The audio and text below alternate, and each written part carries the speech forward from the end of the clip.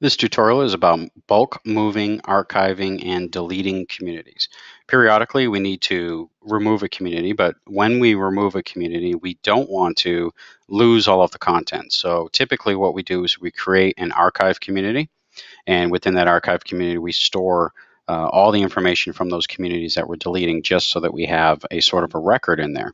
That archive community is usually restricted to just a couple of admin users so that they can access it. In the event a request comes up to access that information, we can copy it back in if we need to. Now, we're in the middle of going through a process of closing out all of the diversity communities and moving it to an archive.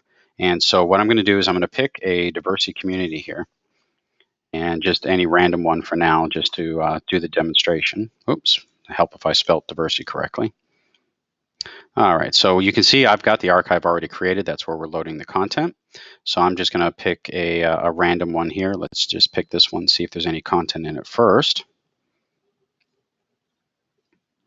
And peek into the knowledge feed. And there's actually no content here to go after, so we're just going to back out of that and try again.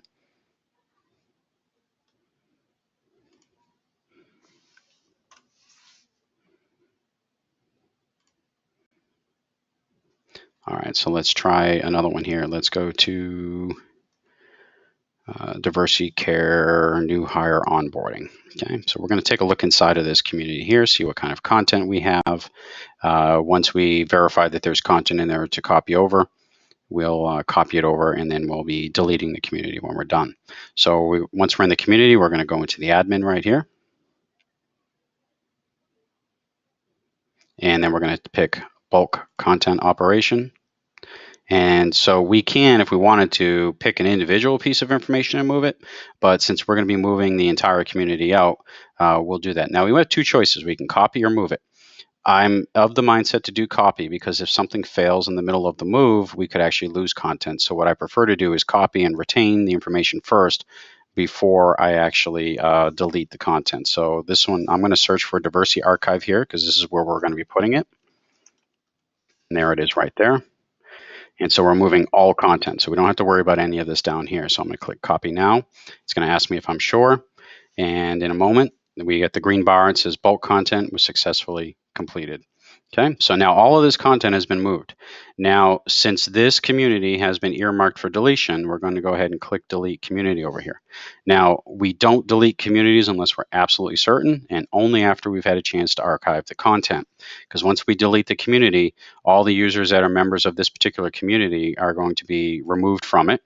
And once they're removed from it, the content will also become inaccessible to them. So we want to make sure that anytime we're deleting a community, we're absolutely certain.